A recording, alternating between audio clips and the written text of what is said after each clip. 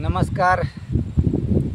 आमच्या यूट्यूब चॅनलमध्ये तुमचं खूप खूप स्वागत आहे. आज मी तुमच्या भेटीला एक नवीन विषय घेऊन आलेला आहे, तो म्हणजे लग्न.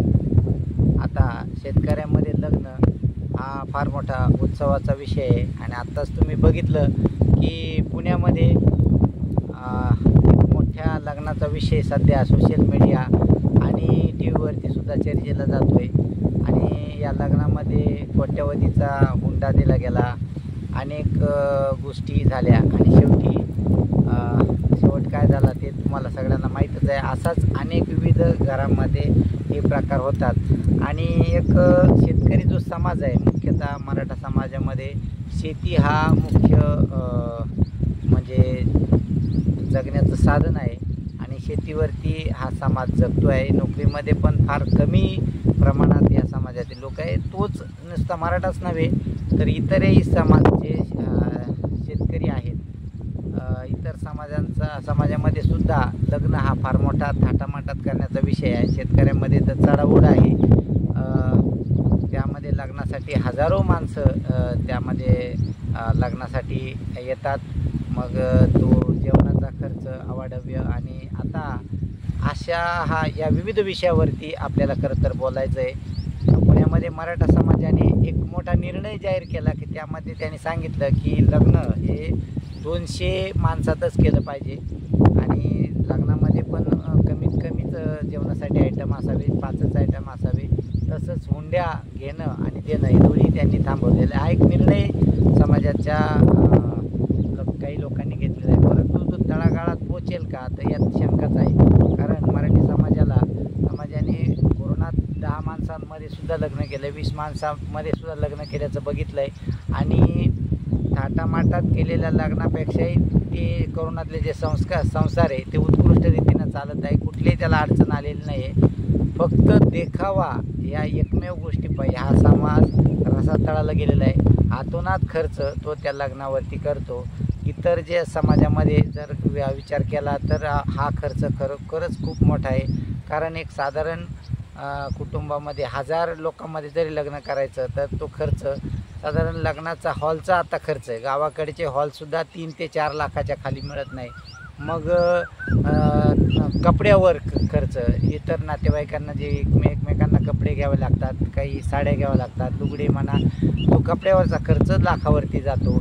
मग सोनं नाण्याचा खर्च 2-3, आज ₹1,00,000 तोळा सोनं आहे. 4 तोळे जरी सोनं घेतलं 4 लाख खर्च.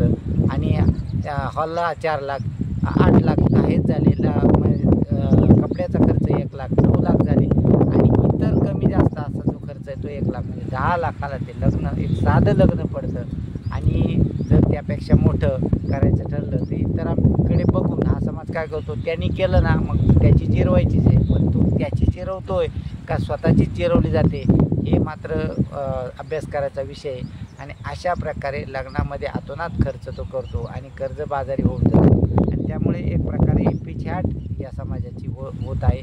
दिवसेंदिवस शेतीमध्ये उत्पादन कमी आहे आणि उत्पादन खर्च वाढतो आहे. परंतु हे लग्न समारंभ काही थांबत नाही.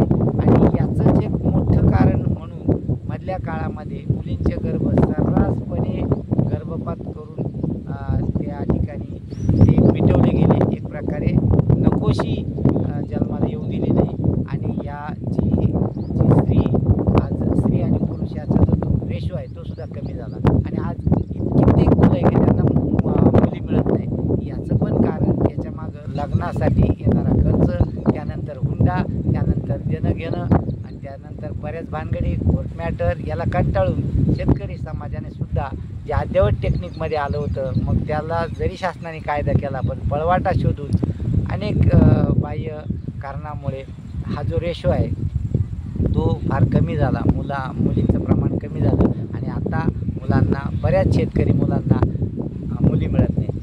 त्यात कारण काय तर शेती कमी.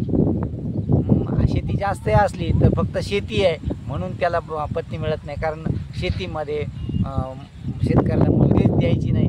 असे अनेक विविध कारणांनी शेतकरी नागला गेला आहे. मग त्यांनी जर चांगला निर्णय घेतला की मी जर कमी लोकांमध्येच लग्न करेन अतिशय जवळचे जे नातेवाईक आहे त्यांना बोलवलं आणि त्यांच्या समक्ष 200 लोकात जर त्यांनी एकाच दिवशी समजा हळद त्याच दिवशी ठेवली, त्याच दिवशी लग्न लावलं तर जेवणाचा खर्चही कमी येईल. कारण हळदीला नाही म्हणता म्हणता एक हळद नावाचा एक प्रकार चालू झाला.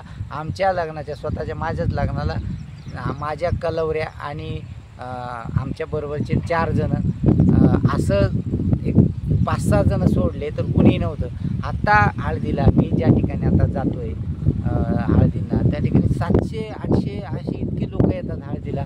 आणि मग त्या लग्ना एवढा त्याला खर्च करावा लागतो, जेवणाचा अजूनच खर्च होतो. मग तो जो 1-2 लाख रुपये खर्च होतो तो तुमचा वाढला.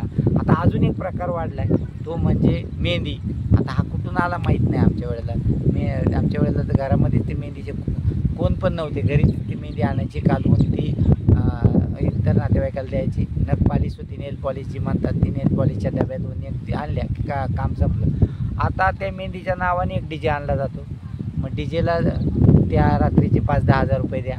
नंतर 200-300 लोकांचं जेवण ठेवलं जातं आणि नंतर तो डान्स, तो धिंगाणा आणि रात्रभर ती जागृत. आता या सगळ्या प्रकारामागे खर्च आणि खर्च हा त्या मुलीच्या वडिलांवरती येतो.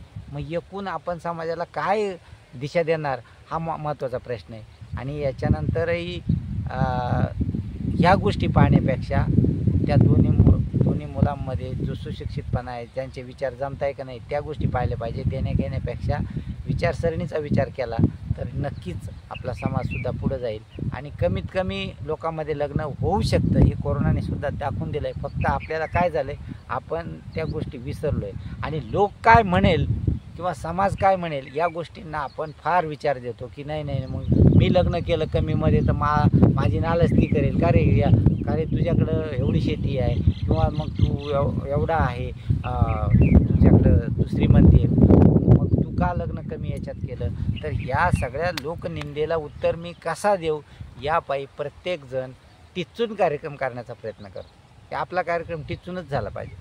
अरे ते लोक येतील म्हणतील 2 दिवस की नाही लय भारी कार्यक्रम झाला. 2 जणं तर ते म्हणतील का नाही खाऊन पिऊन म्हणतील नाही ते वरण काय आळणीच होतं आणि ती भाजी काय तशीच होती. कितीही चांगलं करा त्यात गुण आणि दोष काढले जाते. तर चांगलंही म्हटलं तरी कोणतं लय वरची पातळी मिळणार आहे आणि वाईटही म्हटलं तर कोणतं लय खाली होणार आहे. तर अशा प्रकारे आपण लग्नामध्ये जो अव्याहत खर्च करतो आहे तो आपण कमीत कमी केला पाहिजे.